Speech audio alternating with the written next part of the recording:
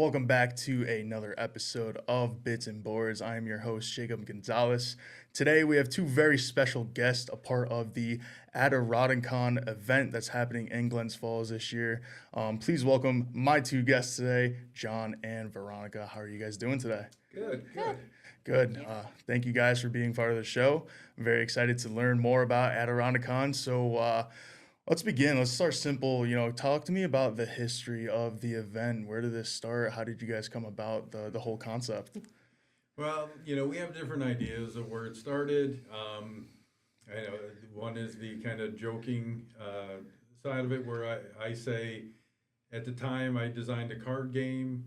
We were doing conventioning, all over, just hitting all the conventions that we could in the north, or that we could afford in the Northeast, because it's not cheap to go spending nights and stuff like that. Yeah. So, as we were promoting it and stuff, we were like, boy, wouldn't it be just easier if there was one like right down the road from us that we could go to, and we didn't have to pay hotel rooms and, the exorbitant prices that they charge for a hot dog at a convention hall and Right, stuff right. like that.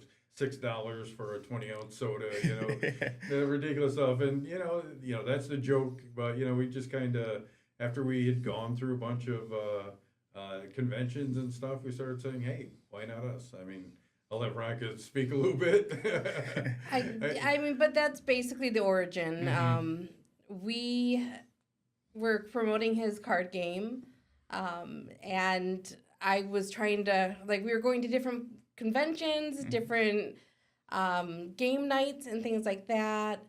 And eventually I was like, we didn't have a good gaming group in the Glens Falls area. Mm-hmm. So I decided, hey, there's this site called Meetup. And I'm like, I can start a gaming group, and Yeah. I'll start my own gaming group. And For we sure. had some of our local gaming stores were kind enough to let us come and demo games there. Okay. And then we started having meetups.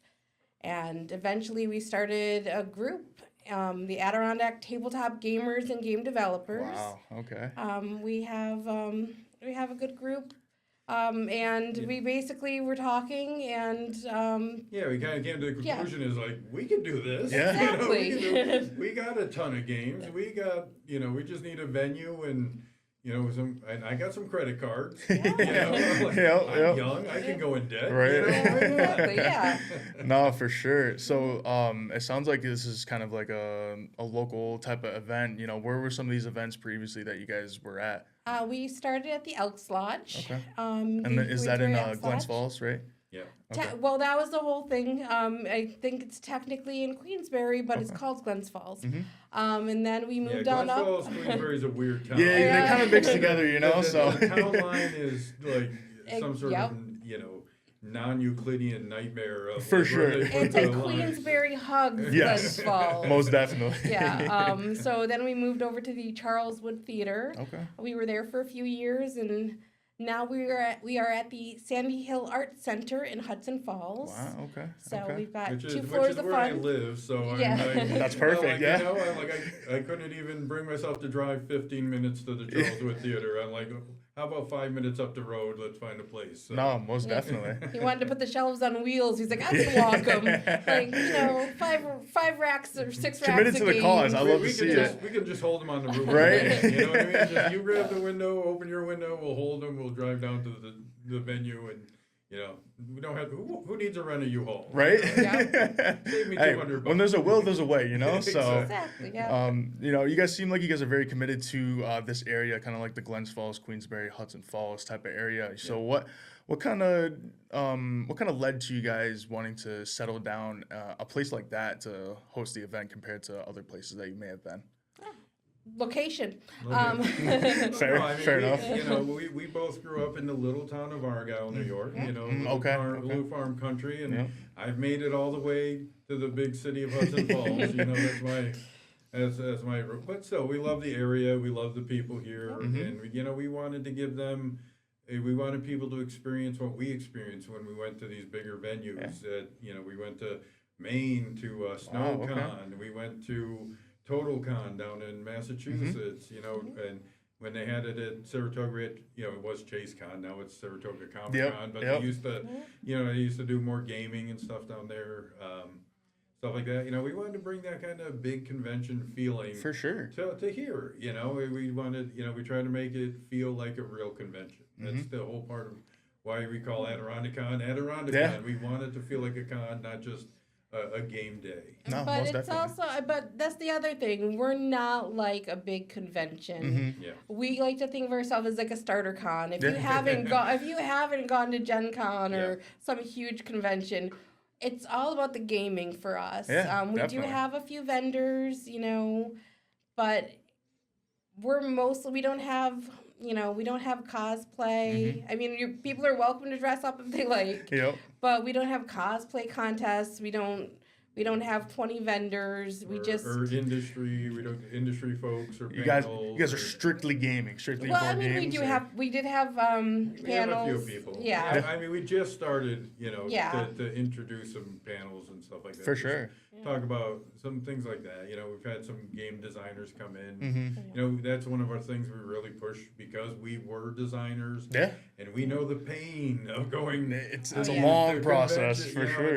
And, again, it's some conventions you go to, you end up paying like $100 or $50 for a table Right. just to demo a game, and if you're not selling it, that's where's the return on your investment? For sure. It's good to get your name out there and stuff, but when we have local game designers who come in, and we're always like, you know what, you got a free table at Adirondacon. Just No, come, that's awesome. demo your games.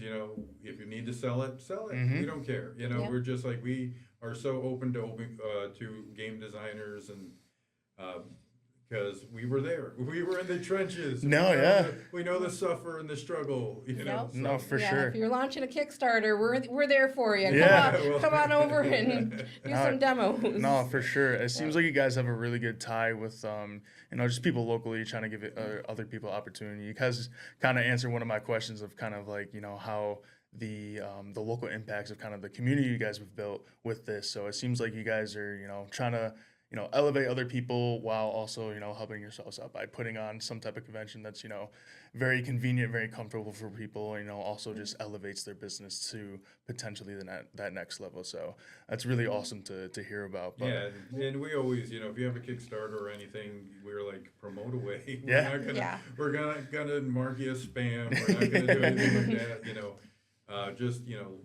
Just put it out there because again, we were there. We know what it's like. We know the struggles. Yeah. I mean, yes. I mean, you guys talked about it, and you guys are game developers yourself. So how have you seen some of these board games progress from being play tested to being sold at these events? I mean, the big example is like we knew Peter McPherson before he went big. Wow, okay. He's one of the. Yeah, he demoed his Tiny Towns. Like he came for like half an afternoon on one of the Wow. on one of the Yeah. when we're I call it the Ghetto Con because we decided to try out the Oh, I left out the mall. the aviation mall up in Queensbury. We made a deal there with this other I don't know store if they're to gonna like air do it anything there, in the and morning show, I call it but Ghetto the Con because I mean it was the guy was. And I'm not taking a shot at the guy at all, but his business was outdoor chair rentals and stuff. But he also, so like, we went in there thinking we were gonna have this nice big space. Right. And it was like a cemetery of deflated bouncy houses, and like they didn't clear them out, they just deflated them, and Oh, then wow. we set up all our chairs and stuff for the gaming. Wow, So like okay. it was kind of sad, but it was a great. The aviation mall had plenty of parking because it's not like anyone was going to the aviation mall. But again, I'm not taking a shot at the aviation mall. Forgive me if you think I am, but still plenty of parking.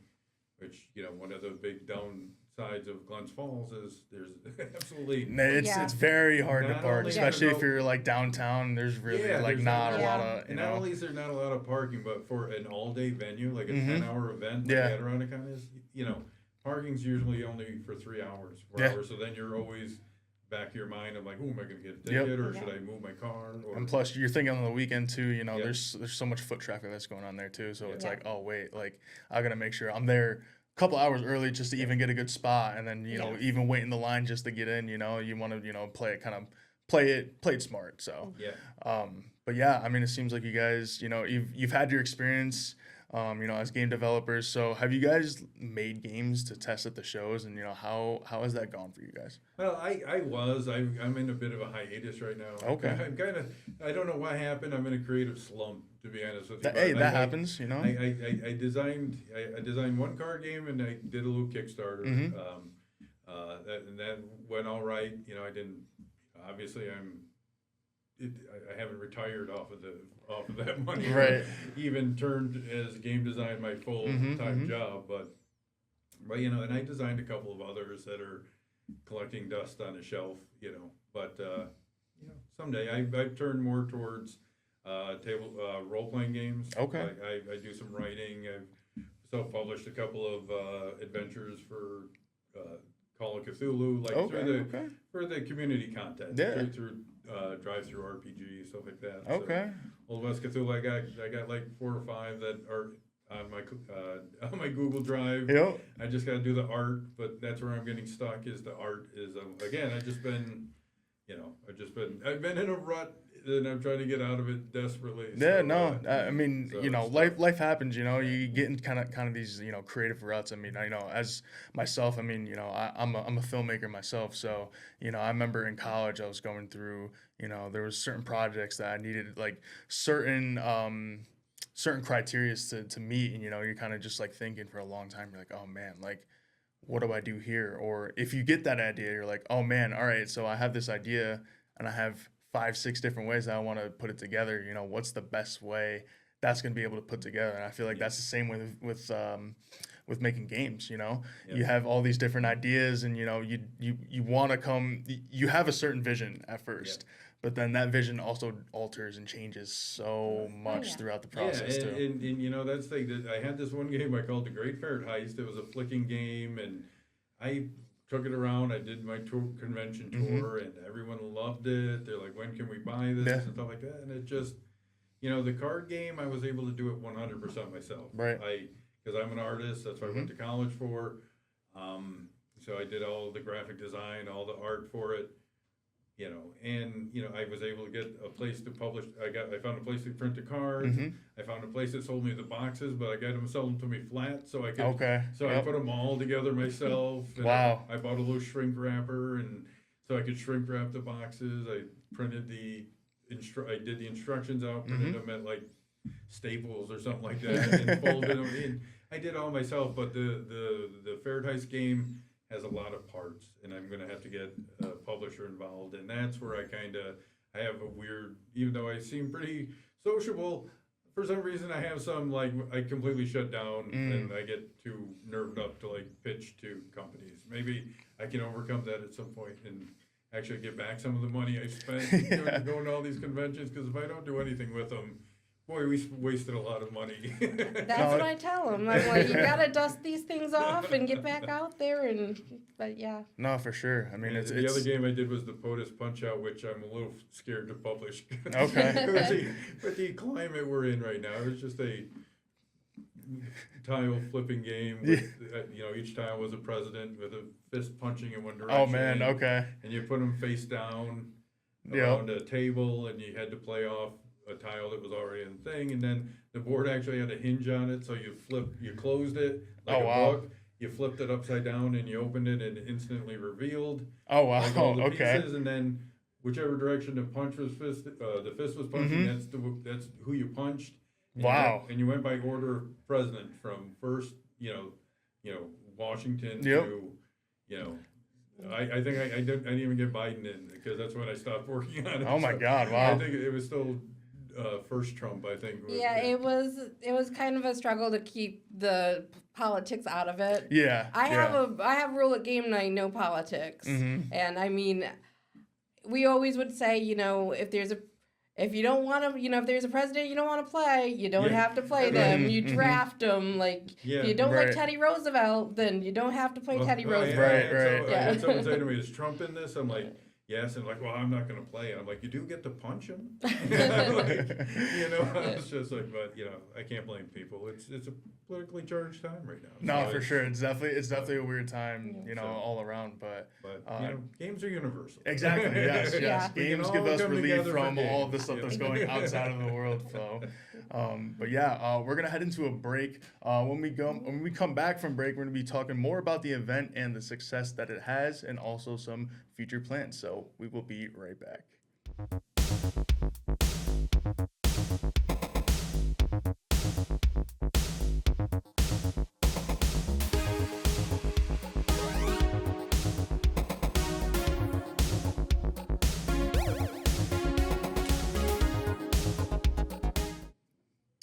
Welcome back to our episode of Bits and Boards. So we left off on, talking about playtesting, all of that, but now I kind of want to go a little bit deeper into this event. So, how does the event work when it comes to people attending, paying for a spot or playtesting? I know you kind of talked about giving people, the opportunity to have their own table and kind of market themselves, but kind of break that down for me and how that works.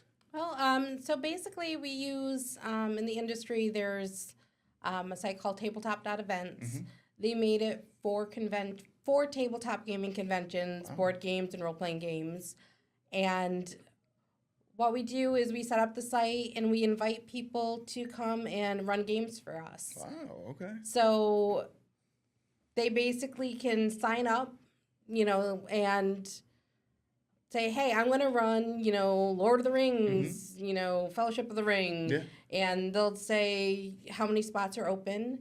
And when somebody buys a badge, they can just reserve their spot in advance, or we will have sign-ups available the day of the event. But basically, we encourage the community to come out and teach and run these games. Okay. It's been a little low this year, so if anybody, there's still game sign-ups are still open. Yeah, definitely. So role-playing games, board games, card games.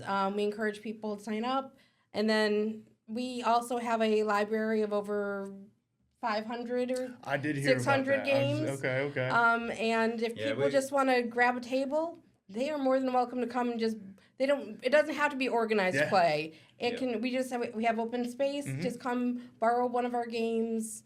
We have anything from Scrabble to Gloomhaven. Well, we have Jaws of the Lion, but something big. Yeah, I mean, and that's basically what it's all about. We have the scheduled games where you come in, you sign up for what you want to play, and it's a great opportunity. First of all, we try to stress you get in free if you run a game that's like 2 or 3 or 4 hours.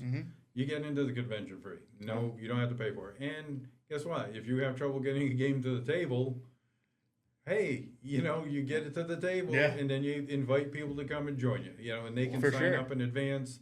So it gives you an opportunity. Just because you agree to run a game doesn't mean you can't be one of those seats at the table. Definitely. So you get in free to play the game. And then, like we said, we also have this large, we have like probably over 600 games, but we don't bring them all because some of the games, no one's gonna want to play my old copy of Swords and Samurais from Milton Bradley, days. No, definitely.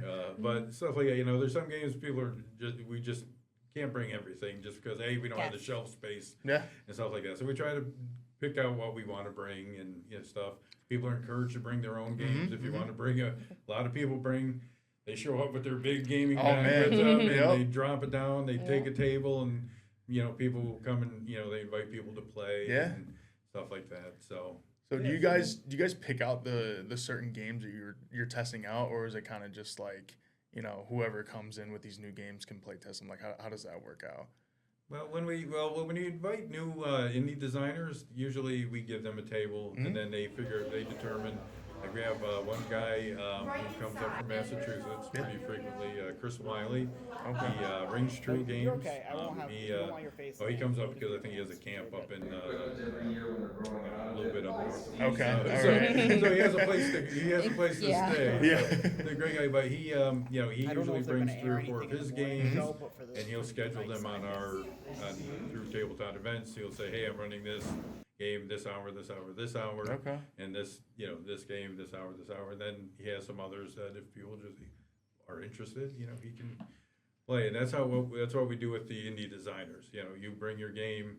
You run down, usually we have them sign up through the system because a lot of times it's easier to find if they see, oh, hey, this, we have a little table set up with all the stuff that's running every hour. Right. People are like, what am I going to do for this hour? I'm like, oh, hey, look, there's There's empty this, slots. and that. Yep. Yep. That's really cool. It seems like you guys kind of give these people, kind of an open format in a way. They kind of 100%. just, yeah. I mean, it just it brings the pressure down a little bit too, because I feel like these game developers are coming in and they have really high hopes sometimes of hoping that their game's successful and people enjoy it, and kind of finding the pros and cons of their games and kind of what they need to fix. So it gives them a really cool opportunity to have a very laid back, calm environment for people to test out their games and to just have fun. That's what these events are pretty much people for, will right? definitely tell you what's wrong with your game. I guarantee you, because I've been at this end of the table. No, I'm sure you have. I'm sure you have. People are like, oh really? Thank you for your input. I'm like, yeah, and it's just like you're getting just punch, and it's like, Exactly. man, this hurts, but. At the end of the day, You need it. You need it. constructive criticism is huge, Yeah. and it always depends on how you go about giving constructive criticism too. I mean, there's people that will put you down just to put you down, but there's also other people that are very honest about your product, and will give you some advice. Will give you a good balance between pros and cons for it. well, so. I think sometimes when people see you're an indie designer and you say, this is a game in progress I'm working on, they feel like it's their responsibility to find something to point out. Sometimes it's legitimate, sometimes it's not. And I guess that's the whole part of being a designer and figuring out, okay, if I take your advice, that's going to kind of drift away from what I'm looking for to my game. Whereas, oh, hey, that's a good suggestion. And now I'll play test that variant as I go forward. If it works, hey, awesome. Most definitely. I'll try to remember to mention you when Yeah. when I accept my my Spiel des Jahres award in Yep. Essen, but No, for sure. I mean, we talked a lot about game developing and things like that, and how kind of the events work. But are there any sub events that kind of happen? So like raffles or like other big name guests and things like that. What are some of those things that you guys also bring to the table? So one of the things that we've always done with the convention is we usually have a charity that we raise money for. Yeah.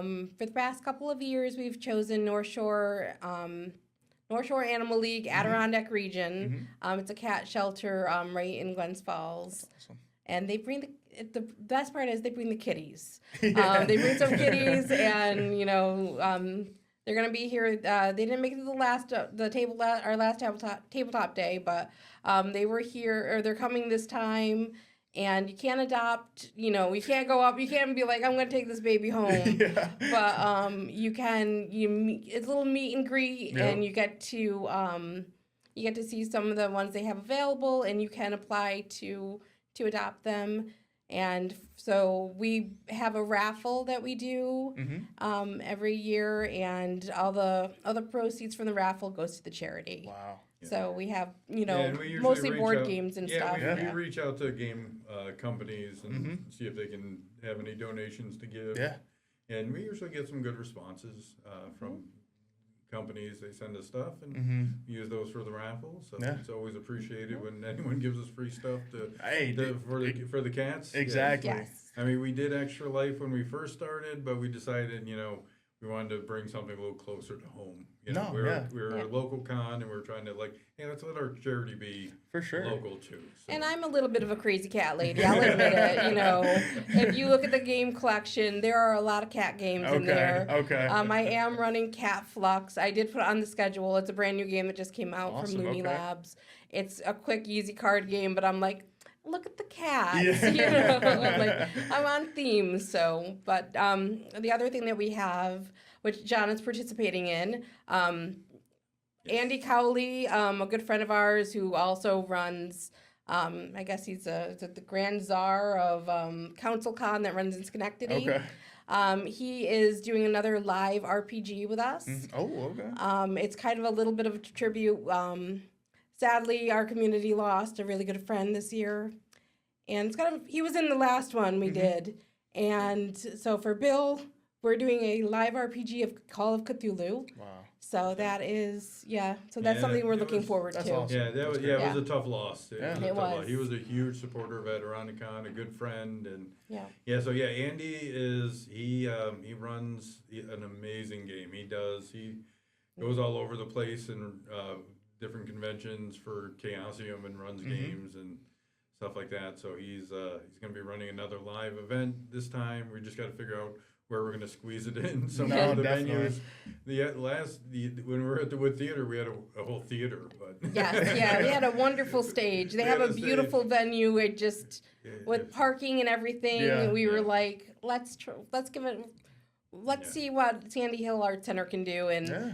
parking's so much nice. Yeah. Oh, I'm sure. I mean, Hudson Falls is a bit smaller than Glens Falls, Yeah. but they have a much better handle on parking. Yeah, there's a ton of parking, lots Yeah. of good food to eat around the area. For so, sure. I mean, it's good, and we what we don't have is like a nice stage, because it'd be nice to be a nice quiet spot, because I don't want to have a live streamed if we're streaming an event with hearing yelling board gamers yelling, Right. or if we're down with the role players, all the role players yelling and yipping and getting into their game, and then we're like fighting to hear No, for sure. So but we just gotta find a spot for him, but he runs an amazing game. That's awesome. I'm looking forward to I'll be participating, so I get to play a doctor who I named Dr. David Mento, because he's Dr. D Mento.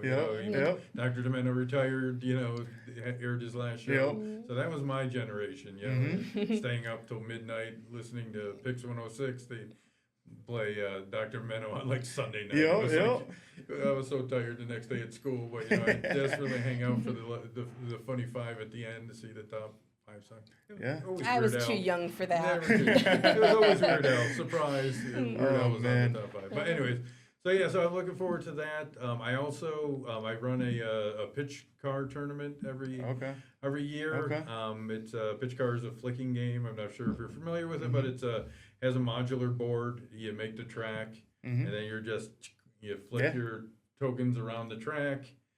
And we go 3 laps around, and whoever wins, I usually make a giant, because you're using these little round wooden tokens. I use a giant wooden token, and then I make a gold one for the winner. So I always dream someday of like creating a life-size pitch car thing where you kick these things around the parking lot or through the venue, for all the winners. But We're gonna need big sponsors for No, that. most definitely. I mean, it seems like, we know new board games are going to be here, and we also got confirmed the cats will be here this year, so that is very important to tell.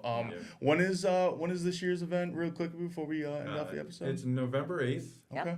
It's going to be 10 o'clock? Yeah, 10 a.m. to 10 p.m., 12 hours of gaming. Awesome. So, awesome. and we've I got think a lot the doors of... open at 9:30? The doors open at 9:30, All right. and Guys, this is great. You guys heard it here first.